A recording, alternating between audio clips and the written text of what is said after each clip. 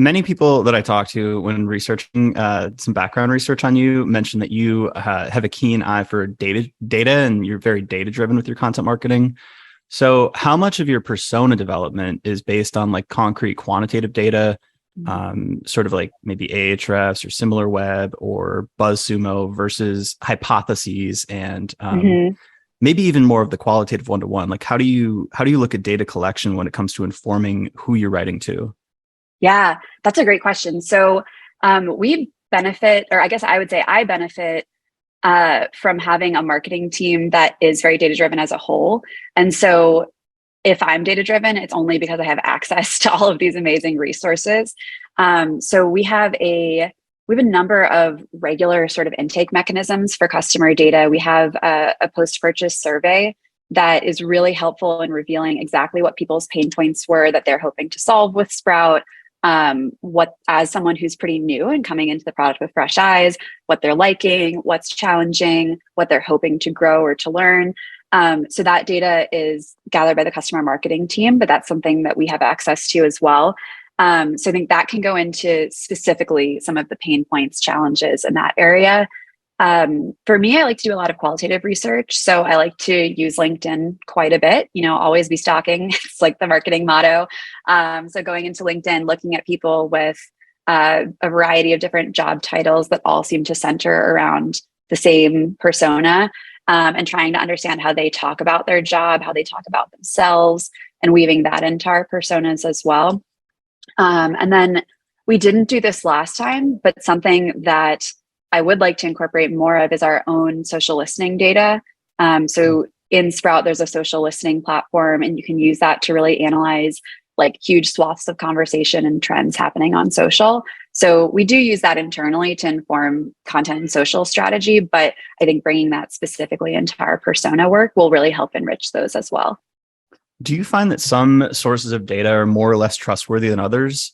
Like when I was at CXL, I found actually the most impactful thing that I could do was go to conferences and have conversations during happy hour, because people's guards were down and they would talk about their actual pain points in the job. Whereas sometimes the more formal customer surveys, for example, you get a selection bias. So like only people who would take the survey would give information. And then they're sort of doing this rational justification for the reasons. Whereas like in their natural habitats, they would be a little bit more open about the things they actually care about. Do you find any difference among kind of those different research gathering strategies? Yeah, I mean, I think social listening is a good example because, as you know, people will be very honest online, and they don't always try to couch their opinions. And so social is a great place to really dig into some of those unfiltered thoughts. And, you might not always like exactly the comment you read, but you can hopefully pick up themes and trends if people are complaining about a certain thing, or if they're expressing frustration, or if they're saying that something is life-changing and that they absolutely loved it. So I think listening can be a great place for unfiltered conversation. I think, Guard is definitely still up, but I do think that gong calls and like sales call recordings can be a really good source of data as well, because folks are talking directly to their reps, so an individual who they have a relationship with and have a rapport with, where they can be a little more honest and they share some historical context as well. I think with a lot of data, though, it's just applying a critical thinking lens to it. Like, never take anything at face value, especially if it feels weird. If you have a data point and you think that's really strange, like there's always something to investigate there. And maybe it just means that your hypothesis was wrong, or that your long held belief has actually, the industry's changed and you weren't keeping up. But sometimes you will be able to uncover that actually that data is not all it's cracked up to be, and you need a different way of looking at it. Yeah, I think there's always like a gulf between what people say they want and what they do, Yes. Stated versus revealed preferences, and trying to get to the root of that is very difficult. And, I don't know if you can ever fully get to the bottom of that, but I would imagine that during especially social listening and a lot of this, customer interviews, even if it's not getting to the grain of what somebody actually wants or what they're actually doing, I would imagine that you'd still find interesting pain points to write articles about, to create videos about, to create content about. It gives you a seed of an idea. So does this stuff also, are you incorporating it into your content planning, or how does that work? Yeah, definitely. So we've incorporated that into our content planning in so many different ways. So I would say zooming out and looking at how we plan our editorial calendar, we've used a variety of methods. Like for our brainstorms, we'll often include a few folks from customer success and or from the social team, or someone who's really on the front lines of hearing from customers and understanding those pain points. So yes, we're having a content brainstorm, but we're also asking them to bring that perspective of exactly what they're hearing, put their lens to the topics that we think would be valuable or that we found from other sources like keyword research might be important to tackle. So I think that's one. And then with every brief, we're also looking at, what do we want the person to, I use know, do, feel. Like, what do we want them to know, do, and feel after they've read this piece? I think everyone has a little bit of their own lens that they put on it, but understanding exactly the goal of like what you need to accomplish in your content. To me, you have to be able to understand pain points to really do that effectively. If you don't know who you're writing for and you don't know what they care about, creating a piece that is going to meaningfully accomplish your goals is very challenging. I think that's where we end up with a lot of like copycat content in the industry, or content that's just like fine, but fine doesn't really differentiate you. Yeah. So I wanted to touch on this copycat content thing. In the space that Sprout Social operates, it's very competitive. MarTech in general, I feel like, is notoriously good at content marketing. So it's like any space you're in, whether it's a CRM or email marketing software or social media software, there's 10 other companies who are doing content and probably like one big juggernaut, usually HubSpot, because they have products for everything. But like y'all are very SEO driven. Like you do a lot of SEO in addition to thought leadership. So how do you actually, this is a grandiose question, but how do you stand out among not only direct competition, but actually strong organic competition? Yeah, absolutely. I think about this all the time. So I think, you have to understand the game to play it. So first, we have really strong partners in our SEO team who can provide a lot of value around keyword research, content strategy from an SEO standpoint, as well as search intent, and really help us bring all of that into our content plans and briefs. But from there, the lens that our team is bringing is always, how can we stand out? How can we differentiate ourselves? So I think a few of the things that our team puts a lot of emphasis on are interviewing subject matter experts and bringing first person accounts and quotes into our content.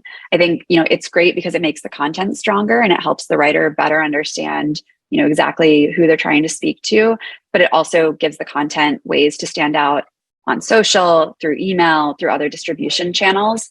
So subject matter experts are one. Data, producing a lot of data-driven thought leadership and using our own social listening tool for more ad hoc data pulls gives us a lot to work with. So every brief will typically include some internal statistics, if we have them, about pieces that we've published in the past and researched in the past that we could bring into that. And that tracks really well with some research that our UX team did recently around brand experience. And they looked into, what our target audience is most interested in and values the most from a content perspective. And it was great because they saw that even with topics that are a little more generic, like topics that everyone needs to cover, what is X or how to Y, they really appreciate statistics. They really appreciate that are well cited. They really appreciate hearing from first person experts. And that's something that makes the brand seem more credible. So that's kind of how we think about differentiation. What kind of statistics are you talking about? Is this like, you see commonly cited stats all over articles, like for every $1 you put into email marketing, you get $38 back and stuff like that. And then you just see that same statistic being repeated over and over. You're saying you do first party polls where you can actually come up with stats from your user base and anonymized, of course. Yeah. So we produce a number of ongoing data reports every year. Our largest one is called the Sprout Social Index, and that's an annual sort of state of social report and campaign.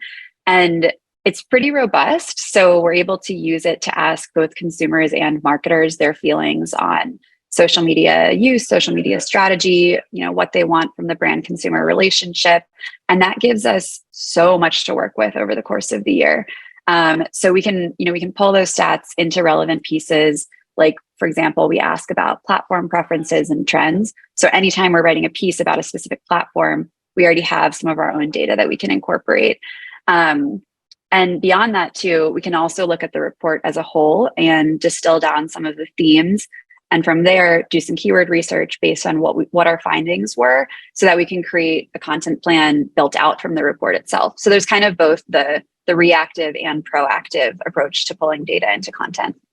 Do you do link building based on this stuff too? Do you like proactively reach out to companies and blogs who have cited outdated statistics and say, hey, we just did this study and actually it contradicts what you've said here, link to this? Or is that part of the plan? It is something we would like to be part of the plan. We do a ton of outreach through our PR team. They do a lot of research both to top tier outlets as well as to a lot of the marketing trade publications. And we also have a really strong co-marketing team that works more with marketing peers. But I do think link building is an opportunity to grow, because if this works well organically and kind of starts to pick up some backlinks as we go, I think that there's a lot more opportunity to be gained by becoming more proactive about it. Yeah, that stuff worked so well when I was at CXL. We had for a short time period this hypothesis that we could become sort of an I don't even remember the brand name. It might have been e-consultancy or one of those. I remember them. Labs, I can picture their blog. Yeah. So they would put out studies all the time, like mostly with like 5 to 10 users, and like kind of look at patterns on websites. And we bought all of this eye tracking equipment, like biometric tracking stuff. And we had people come in and view search results. And there was this common wisdom that you would look at the top and then sort of your eyes would graze over to the right side, and then it would filter out pretty slowly. Or actually, sorry, it was the F pattern. The F pattern was the common wisdom. And we basically did a study that showed that actually wasn't true anymore, because now there's like SERPs features and snippets and ads and whatnot. And basically we put that out and we publish guest posts everywhere, and people would pick it up, and we could reach out to all the companies that had cited the old statistics. That stuff was super valuable, because you're not just reaching out kind of begging for a link. You actually have new and interesting information. Absolutely. And that sounds like an awesome study too. It was fun. I don't think it like paid the bills, like buying all that tracking equipment, but it was a really cool link building tactic. What was I going to say about the link? Oh yeah. So your statistics and these studies, how are you conducting this? Do you have data scientists that work on this all the time? Are you on the content and marketing team kind of dictating what things you want to learn? Like how does the process of the data analysis actually work? So originally, it's always kind of been within content and communications, but we actually did hire a researcher late last year to come in who's really been applying a more sophisticated level to it. I feel like I can say that because I used to do it myself. And so it's someone doing something better than I did, which is awesome. And yeah, so currently the process is that he'll work through the survey design with a lot of input from folks across the social team, various regional marketing teams, and the content team as well. And typically survey is the main methodology that we're using, or the main approach that we're using for these reports. And then build out a number of different surveys for consumers, marketers, and then we do a US specific one and a UK and Ireland specific one. And then go through all of that data. He'll conduct the analysis, and from there start kind of pairing up with a writer and a content strategist and refining, riffing, figuring out what exactly the narrative is, and then kind of flowing into the creative process. Do you start with a hypothesis as to like a trend or something you'd like to learn? Like, would you say, I wonder what the average TikTok influencer earns per month, or I wonder how fast TikTok is outpacing Snapchat and growth? Or is it more so you just take a broad survey where you could learn many potential things, maybe like 20, 30, 40 questions, and like hopefully something kind of arises from the statistical noise, and that's a pattern? Or like, is it more exploratory, or is it more dictated by kind of what you want to talk about already? Yeah, I would say it's both. So we do have some questions we ask year over year to understand how trends are changing and be able to benchmark against our previous data, because we've been doing this index in some form for 9 years. So there is a lot of historical data we can compare to, and being able to watch those trends is really interesting. But then of course, we also want to open it up to what's most timely and most relevant for us as well as for our audience. So I would say we have, I would say we use questions more than hypotheses, but they're just the flip kind of. So If there's a question that we really want to know, like, okay, everyone's talking about TikTok. We think everyone's using it. It's exploding, but like, how are brands actually using it? Things like that, and things trying to understand what's below the surface for some of those trends we're seeing, as well as looking ahead and saying like, okay, I think for the index this year, a good example is looking into the metaverse. People are talking about it a lot. Are consumers actually, adopting anything related to the metaverse? Are brand marketers investing in it? What level of priority does that have? How confident do they feel in their efforts, or where are the gaps that are still existing since this is such an emerging area? So trying to balance some of that more year over year state of the industry, platform trend type stuff with answering the questions that we're most curious about and answering the questions that our customers are most curious about too. That's interesting how you put it. The first one is just longitudinal. Like, it's always interesting to see how things are growing or shrinking or changing. But then on the other side, it's almost like you're trying to fact check claims with actual data. And I was thinking about that because like you could do it two ways. And this is how I've done it in the past, which is like there's common wisdom and you want to see if that still applies or ever applied. And that was kind of the F pattern study that we did. And then something in the past that I've had success with these data-driven studies is a lot of brands come out with very contrarian and bold claims. Like a couple years ago, I think it was Drift that came out with the idea that forms are dead. Nobody wants to use forms, right? That was a big product marketing push of theirs. So I was like, is that true? Because I feel like I don't actually enjoy using chatbots. Like, so we did a little study at HubSpot, and yet it turns out like form conversion rates were still superior to chatbots, and people actually preferred them in many cases. So it's like you can kind of fact check what people are saying and say, well, actually the data is saying this. And of course, there's some messiness and sample bias and all that stuff. But I think it's interesting to take something people are already talking about, whether common old wisdom or new things that people are proclaiming. Say like, are people excited about the metaverse? Like, is this actually a thing? Yeah. I mean, and that also scratches my internal curmudgeon itch. I'm like, I see a big trend and I'm like, but is it a trend? Like, what's the substance underneath that? And I think that helps really build conviction. Like, I love when findings from this research challenge something that I believe. And I think across the team, that's true because we also use this data, like the same way that people say you should dog food your own, or you should, eat your own dog food. You should also use your own data to refine and build and change your strategy. And so conveniently, since we are a social media company, we are always tweaking our social strategy. So getting this data every year and being able to also then see how others react to it really gives us a lot that we can change internally. I think that most people don't want to challenge their assumptions, though. So I think you're on the rare side of this. And I think that actually good content marketers are like you and that they're curious. I think curiosity is probably the biggest dimension that I index on for a good content marketer. But I don't think I don't think most people want to challenge their assumptions. I don't know. I mean, I think that's what keeps it interesting, right? So I've been at Sprout for 7 years, and if I didn't learn something new pretty frequently, I would be very bored. And so I think being able to, social media is always evolving too. So thinking the same thing for 4 years in a row, either that's a conviction and you have some really strong passion around that belief, or you're hanging on to something that's not relevant anymore.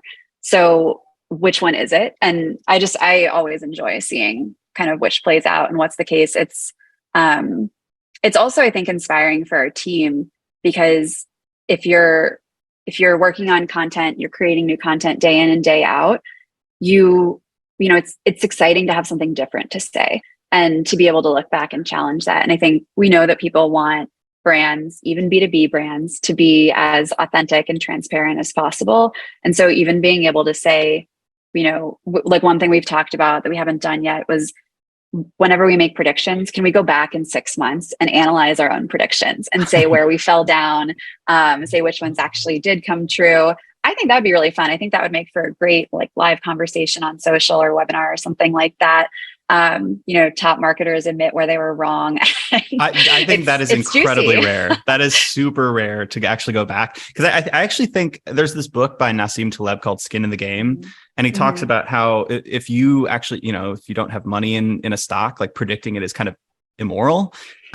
Because you can make a ton of predictions and like 1 out of 100 might be right. And then you're going to look clairvoyant in retrospect, but nobody ever looks back at those 99 and says, oh, actually my track record is horrible. So I don't think most people want to go back and do that. So it's incredible that y'all do that. You have to have fun with it, right? And I think that's pretty fun. Like, I think our team really does believe like the best idea wins, and to be able to have a forum to acknowledge and learn from any areas that weren't correct. I mean, predictions are so, no matter how much data you have, if you're trying to look 1 year ahead or even further ahead, especially in social, something is going to be wrong. Like, you're not going to get it right 100% of the time. And so it just adds a little bit of fun to be able to look back and see what worked and what didn't.